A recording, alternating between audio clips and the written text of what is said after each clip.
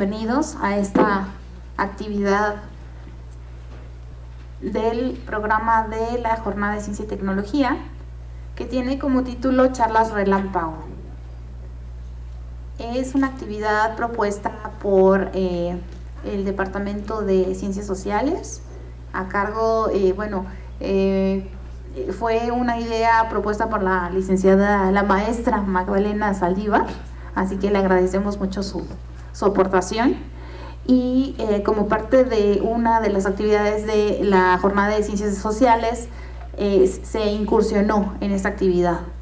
Y para darle más continuidad y pues más impulso, ¿no?, a este tipo de actividades, se ha incluido en esta jornada, ¿no?, de ciencia y tecnología. Es una idea bastante innovadora que permite que nuestros estudiantes comiencen a atreverse a estar aquí en el escenario, y que comiencen también a visualizarse como conferencistas, como divulgadores de ciencia y tecnología, de su propia experiencia, ¿no?, desde que están en las aulas. Así que esta actividad va a consistir en que 3 estudiantes de las carreras de la Escuela Superior de Cómputo van a hacer una presentación de 10 minutos que le vamos a llamar charla relámpago, ¿no? Y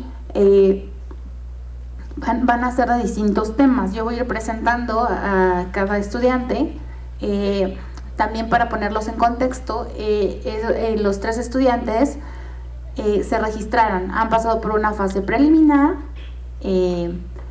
incluida en una convocatoria, y esta convocatoria indicaba que en la fase preliminar a esta tenían que entregar un video de 5 minutitos. Para ello nos apoyaron pues el equipo de profesores de Ciencias Sociales, liderado por la maestra María Magdalena Saldívar, así que le agradezco mucho su apoyo, maestra. Y bueno, también como parte de la actividad tenemos la participación de un jurado.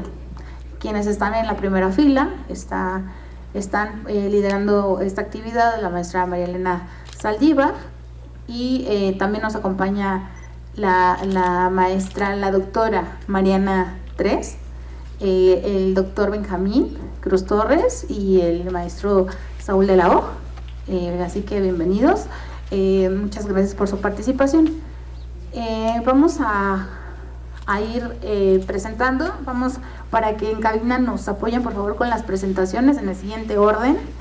Va a ser primero va a ser la presentación de Abril Alexandra Chávez Jurado. Ahorita se las vamos a ir presentando. Luego, ahorita nada más les voy a comentar para que en cabina nos vayan apoyando en ese orden. Posteriormente va a ser Zair Carbot Cruz Trejo, y luego José Brian Omar Jiménez Velázquez. Y bueno, de ellos vamos a seleccionar, ¿no?, a un ganador que nos va a dar ese veredicto el jurado. Así que pues vamos a disfrutar de esta actividad, y vamos a empezar a presentar a los participantes. Así que le pido a la alumna Abril Alexandra Chávez Jurado que pase al escenario, y que le demos un aplauso por el entusiasmo, el valor de estar aquí. Ella va a presentar el tema de cómputo cuántico. Ella es alumna de la carrera de Ingeniería en Sistemas Computacionales. Así que muchas gracias por tu participación, Abril, y te cedo la palabra. La computación cuántica surge de la convergencia de 2 de los sucesos de revoluciones científicas más importantes del siglo XX, y estos son los siguientes: la informática y la física cuántica. De las dos podemos desprender muchísimas ramas, pero respecto a la física cuántica tenemos resultados muy interesantes que, pese a que tienen todas estas características, hoy en día no los usamos. Piensen en todos los ordenadores, desde los teléfonos que seguramente todos cargan consigo, hasta las supercomputadoras cuánticas. ¿qué tomamos de ellos? Que todos ocupan la lógica booleana. O son ceros o son unos, pero no hay un estado intermedio. Entonces, con la física cuántica, nosotros podríamos tener múltiples estados a la vez. Y para entender cómo el cómputo se puede transformar, les voy a presentar 3 puntos clave de todo lo que respecta a la revolución cuántica. El primero de ellos es la superposición. Aquí tiene muchísimas cosas muy interesantes la física cuántica que quizás no son tan fáciles de pensar o no son tan inductivas para nosotros. Sin embargo, aquí tenemos unos estados que se pueden superponer, porque a diferencia del mundo que nosotros habitamos, en el estado cuántico puede haber muchas cosas a la vez. En el mundo clásico, algo puede ser o no ser. Por ejemplo, una persona puede estar en un lugar o no estar en un lugar. Una bombilla está prendida o no está prendida, o inclusive un alumno está reprobado o no está aprobado. Y entonces, con este tipo de diferencias, nosotros podemos distinguir cómo es algo. Pero en el mundo cuántico esto no ocurre, ya que puede haber superposición de estados. Y esto es muy interesante, ya que con los bits convencionales solo tenemos ciertas posibilidades de combinación. Y cuando añadimos los qubits o bits cuánticos, esto nos permite hacer muchas más combinaciones y eleva exponencialmente el cómputo cuántico. Como siguiente punto, voy a hablarles del entrelazamiento cuántico, que es otro de los principios que rigen la física cuántica. Aquí tenemos que dos sistemas están profundamente correlacionados entre sí. Da lo mismo si uno está en esa puerta del auditorio y el otro está hasta Japón. Si tienen este vínculo, lo que pase en uno va a afectar indistintamente al otro.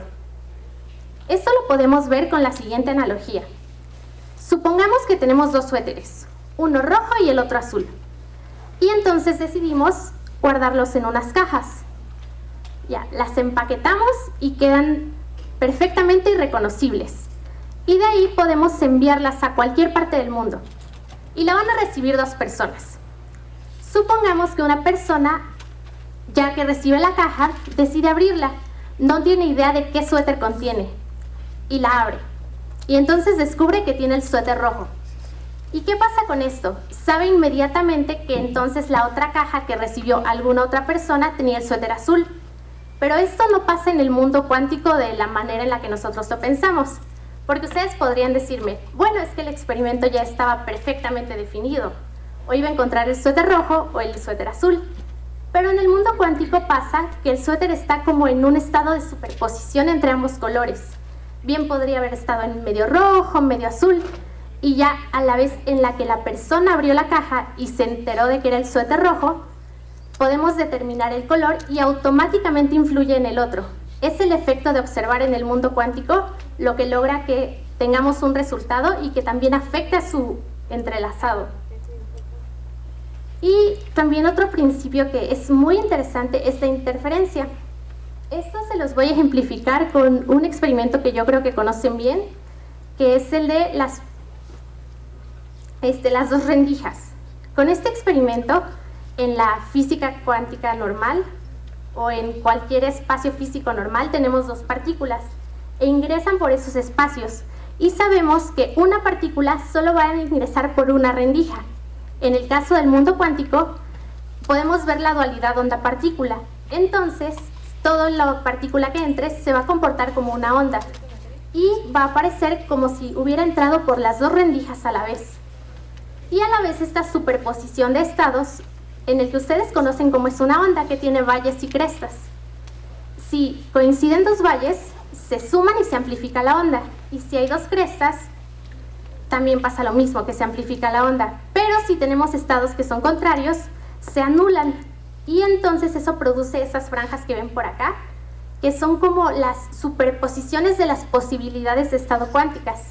Y gracias a esto podemos determinar qué era lo que estaba pasando con nuestras ondas, porque el mundo cuántico busca estas probabilidades. Y entonces podemos pensar, ¿qué hace una computadora cuántica una computadora cuántica? Tenemos estos criterios que nos ayudan a determinarlo. El primero es que sea escalable, es decir, que pueda trabajar con muchísimos qubits. En segundo lugar, tenemos la inicialización.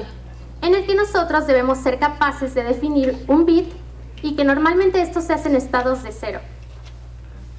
Luego debe tener coherencia. Debemos tener los estados posibles y debe permanecer así durante todo el experimento. Es decir, no puede variar en que deje de ser cuántico y se pase a un estado clásico. Debe permanecer cuántico durante todo el experimento. Como siguiente punto tenemos la universalidad, que se refiere a que con combinación de compuertas debemos producir todas las operaciones que necesitemos para cualquier cálculo. Y finalmente que sea una medición confiable. Es decir, que el estado cuántico permanezca durante todo el experimento y que éste sea preciso. Y si tenemos todo este tipo de cosas, ¿por qué no hay ordenadores cuánticos en nuestras casas? ¿O por qué no se hace computación avanzada con ellos? La respuesta es sencilla. En realidad no hay una manera de mantener bien el estado cuántico, es muy frágil. Si llega algún campo eléctrico, incluso un rayo cósmico o hasta variaciones mínimas de temperatura, pueden hacer que ya se pierda este estado cuántico y en vez de permanecer en un estado cuántico pase a un estado clásico, y eso no nos sirve para absolutamente nada. Y para esto les pongo qué se está haciendo hoy en día. Este es uno de los problemas más grandes. Una computadora cuántica tiene un error por cada 1000 qubits. Y entonces, se repitió, perdón. Este es el error que tiene una computadora clásica. Es un quintillón, que son un 1 seguido de 30 ceros. Entonces es necesario estandarizar esta diferencia, ya que si tenemos tantos errores en un espacio tan pequeño, no podemos garantizar la integridad de nuestras operaciones. Y seguido a esto, tenemos a los aspirantes al qubit, ya que deben tener características muy precisas. Estos son los que son atómicos. Los primeros son con átomos cargados, que se encierran gracias a campos eléctricos en un tipo de vacío, y con ellos se elaboran los cálculos. En segundo lugar, tenemos los átomos neutros. Estos átomos se encierran gracias a láseres. Luego continuamos con los superconductores, que los conseguimos cuando se enfría algo a casi el cero absoluto. Y en el caso de los semiconductores, se trabaja con los electrones de materiales comunes, como el silicio. Posteriormente tenemos la fotónica, que se trata de los fotones en los que se puede encriptar información. Y este topológico, que obviamente tiene que ver con las formas, y que es una propuesta teórica porque realmente no se ha llevado a algún experimento, pero se busca entrelazar cuasipartículas para lograr tener información segura, que no se pueda como decriptar sencillamente. Finalmente con esto les quiero hablar de algunas alternativas del futuro. Si una computadora cuántica tiene tanto potencial para lograr hacer muchos cálculos, ¿a nosotros de qué nos puede llegar a servir? Nos sirve de muchas maneras, ya que se pueden hacer fármacos. Ustedes saben que la mayor parte de las cosas químicas o físicas tienen que ver con las partículas. Entonces, si estos sistemas son capaces de simular de manera clara y muy parecida a la realidad la manera en la que se comportan estos compuestos, se pueden crear cosas que sirvan para hacer mejores catalizadores químicos que agilizan reacciones en la industria química, o también hacer fármacos nuevos y tal vez hasta personalizados. Inclusive está muy planteada en la optimización de recursos, en cómo encuentras una vía más rápida para llegar a algún lugar, o en cómo puede una organización mejorar sus recursos y optimizarlos de la manera más adecuada. Y finalmente, ¿qué podemos concluir de todo esto? Yo creo que lo más interesante sobre la computación cuántica es todo el potencial que tiene la física aplicada a máquinas. Y además esto no solamente tiene que ver con que se puedan realizar o no las máquinas, sino en lo que toda la física cuántica nos dice sobre el mundo que habitamos. Cómo las leyes de estas pequeñas partículas que nosotros ni percibimos realmente modelan nuestro mundo. Y de qué manera podemos aprovechar todo esto, no solo para la computación, que yo creo que es algo que nos interesa mucho a todos, sino en cómo se puede aprovechar realmente para tal vez cuestiones psicológicas, médicas y también de ciencias humanas. Eso sería todo. Muchas gracias. Gracias, Alexandra. Muy bien, pues su participación fue de 10 minutos, exactamente, así que muy bien, Alexandra. Ahora vamos a presentar al alumno Said Carbot Cruz Trejo con el tema de aplicaciones de los números aleatorios certificados en seguridad informática. Adelante, Said, bienvenido. Un aplauso para el valiente Said. Mucho éxito, que lo disfrutes, Said, de la carrera de Ingeniería de Inteligencia Artificial. ¿Es correcto? Sí. Sí, muy bien, pues adelante. Súper. Bueno, mi nombre es Said Carbot, soy de quinto semestre, soy alumno BEFI con el profesor Didier. Ayer dio unas pláticas él. Pues ahorita nuestras líneas de investigación están en torno a cómo se generan los números aleatorios con base en cómputo cuántico. Y está bastante interesante porque resultó que esto tiene muchísimos usos en ciberseguridad. Y pues bueno, primero vamos a hablar sobre las tendencias que hay ahorita en ciber. La que más está en boca con base en lo que dice IBM en un reporte que sacó a principios de este año es robar ahora y desencriptar después. Esto significa que, por ejemplo, alguien se puede robar ahorita la base de datos de Secretaría de Relaciones Exteriores y en unos 2 o 3 años ya cuando el cómputo cuántico pueda empezar a generar pasaportes falsos. Y es que esta información que no cambia tan rápido en el tiempo, porque los pasaportes duran hasta 10 años. Pero este mismo reporte de IBM también da pues soluciones, o cuando menos perspectivas de cómo evitar que esto pase. En el sentido de... ahí está. De habilidad criptográfica y de nuevos estándares. Por supuesto, todo con base en el NIST, que es un organismo de Estados Unidos enfocado a ciberseguridad. Entonces, me voy a abocar solamente a estas dos tendencias específicas, porque hay otras varias, pero pues, no me da tiempo. Entonces, resultó que estas dos tendencias utilizan números aleatorios. Y lo divertido de esto es ver con base en qué vamos a empezar a diseñar estos números aleatorios utilizando el cómputo cuántico. Para poder explicar esto, necesito explicar 3 cosas principales. ¿Qué es primero el Cross Entropy Benchmarking? Después el XCB y hasta el final las aplicaciones. Y eso tiene una seriación en el sentido de que la tercera utiliza la segunda y la segunda utiliza la primera. Entonces, primero, el Cross Entropy Benchmarking fue propuesto en el 2018 por principalmente por un personaje que se llama Boixo y otro grupo de personas con el que trabajó, y versa sobre poder analizar qué es lo que están haciendo las computadoras cuánticas. Esta persona, Boixo, no utilizó computadoras cuánticas per se, solamente las modeló en cómputo clásico, y lo que está intentando verificar es que las computadoras cuánticas regresen lo que las computadoras clásicas creen que van a regresar. Y esto es importante porque cuando este señor publicó el paper, todavía no había tanta apertura al uso de las computadoras cuánticas como hay hoy en día. Entonces, lo importante de esto es que la distribución de las probabilidades de los experimentos que pasen en la computadora cuántica sea de exponencial inversa, en el sentido de que mientras más nos acerquemos hacia el infinito, hacia la derecha, existe un mayor número de experimentos que vayan a pasar con la misma probabilidad, que la misma probabilidad significa que va a ser muy bajita porque nos estamos acercando al cero. Y entonces, si la computadora cuántica empieza a procesar la información y se trabaja en el sentido de la exponencial inversa y regresa lo mismo que dice la computadora clásica, entonces podemos decir que esa computadora cuántica es confiable, porque como mi compañera mencionó hace ratito, las computadoras cuánticas todavía están en una parte en la que tienen muchísimos errores. Entonces, imaginémonos que tenemos 49 qubits, de izquierda a derecha está el 0, hasta la derecha está el 49.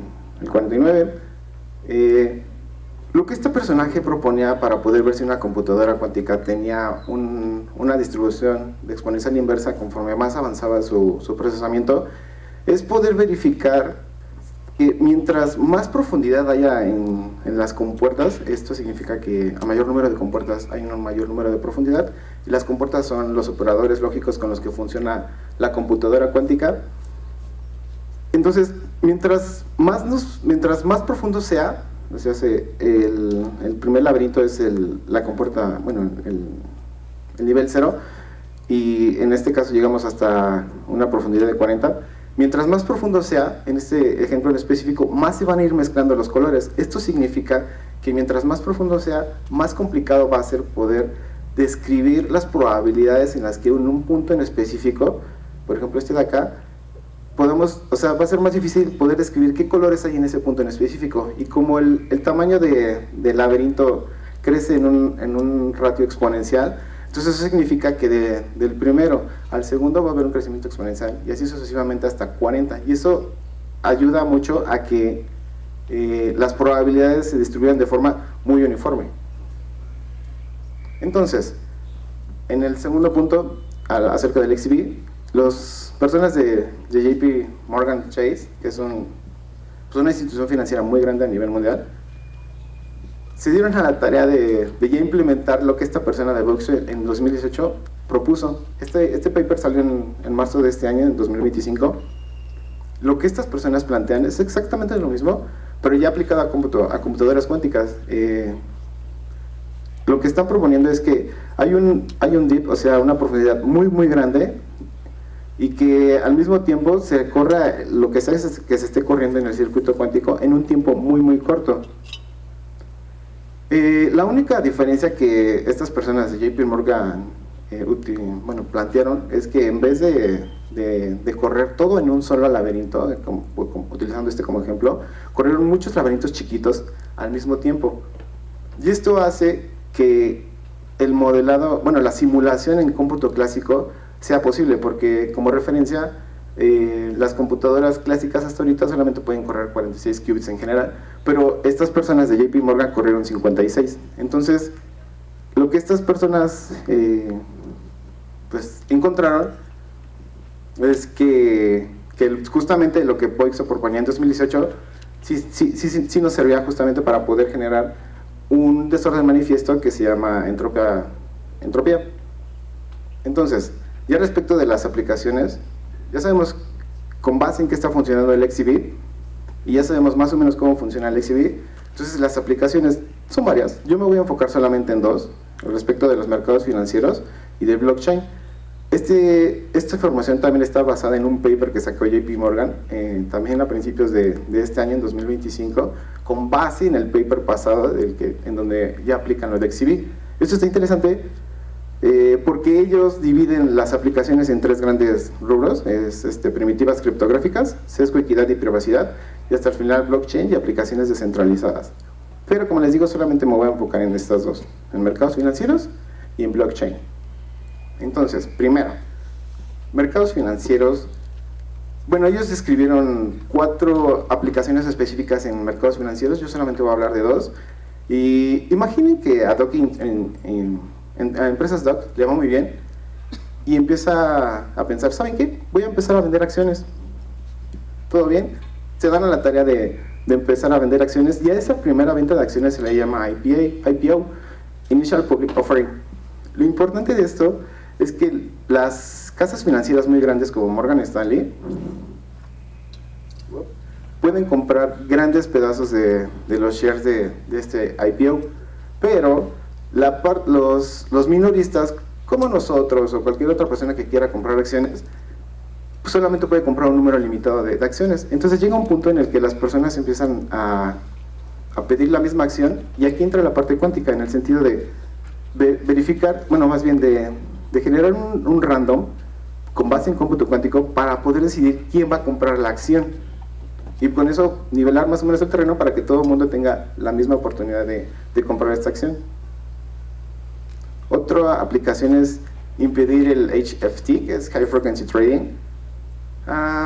Básicamente este es un pay to win, en el sentido de que si alguien tiene unos servers muy muy rápidos y otra persona diferente tiene unos servers muy muy lentos, la persona que tiene los servers muy muy rápidos va a poder hacer muchísimo dinero en el sentido de utilizar el HFT, porque va a hacer muchas compras y ventas rapidísimas con un margen de ingresos muy muy chiquititos, pero que se multiplica exponencialmente, en el sentido de que hace muchas compras y ventas. En caso contrario de alguien que tiene un server muy muy lento, pues va a poder hacer las mismas compras y ventas, pero a un ratio muchísimo más lento, entonces va a poder generar muchísimo menos dinero. Entonces, en algunas bolsas del mundo se intenta evitar esto, en el sentido de que quien intente comprar un stock share, le vamos a dar aleatoriamente, ya sea al conejo o a la tortuga, un delay. Con esto vamos a poder pues equilibrar la balanza en el sentido de que no exista un pay to win para esta parte de los mercados financieros. Y ya por último, la aplicación, el blockchain. Para los no iniciados como yo, por ejemplo, el blockchain es básicamente un database descentralizado en el que las diferentes computadoras tienen un cachito de ese mismo database, pero ninguna tiene el database completo. Entonces, lo que aquí funciona en la parte del número aleatorio cuántico es que imaginemos que Turquesa quiere hacer una compraventa y necesita que alguien valide que lo que está intentando hacer Turquesa se vale. Entonces, hay diferentes servers a nivel mundial y la parte aleatoria viene en el sentido de vamos a ver a quién le asignamos que verifique o que valide lo que está intentando hacer Turquesa. Y es que si empieza a haber un sesgo en el sentido de que se empiecen a asignar más tareas a un solo server para poder validar, pues este server va a empezar a tener como un peso más fuerte en el blockchain y eso no está bien. Y ya por último, en la presentación, ¿cómo relaciono yo esto de los números aleatorios con lo que estoy viendo en IA y en respecto de ciberseguridad?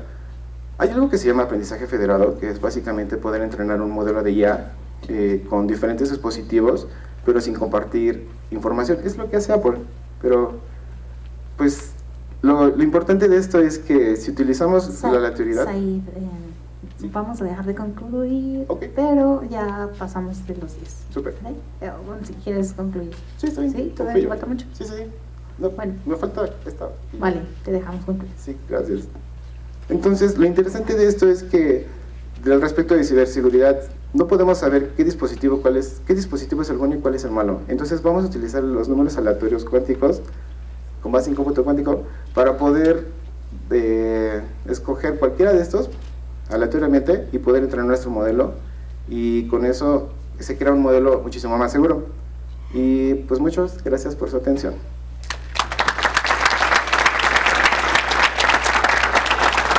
Gracias, Said. Muy interesante. Muchas gracias. Ahora vamos a presentar al alumno de Ingeniería en Sistemas Computacionales, José Brian Omar Jiménez Velázquez, de la carrera de Ingeniería en Sistemas Computacionales, con el tema de inteligencia artificial. Un aplauso, por favor, bienvenido. Buenos días a todos. Pues yo pensaba llegar con un chiste, pero no se me ocurrió nada. Así que empezamos con lo fuerte, inteligencia artificial. Prácticamente lo que es la inteligencia artificial es aquella tecnología que le va a dar la capacidad a la máquina a hacer todos estos procesos que hace el humano. Pero antes, apóyenme ustedes levantando la mano. ¿Quién piensa que la inteligencia artificial nos va a quitar el trabajo? ¿Alguien? ¿Alguien es el valiente? ¿No? ¿Todos piensan que no nos va a quitar?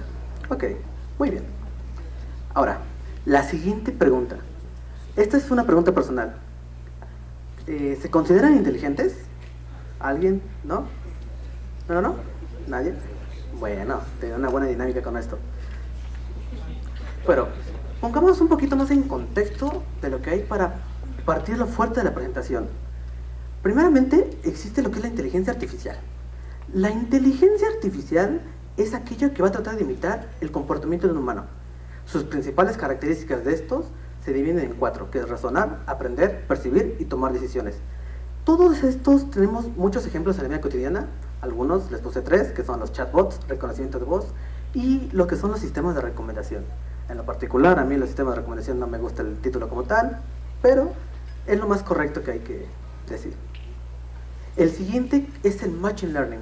Esto es una subcategoría de lo que es inteligencia artificial, pero su principal fuerte es de que son algoritmos estadísticos.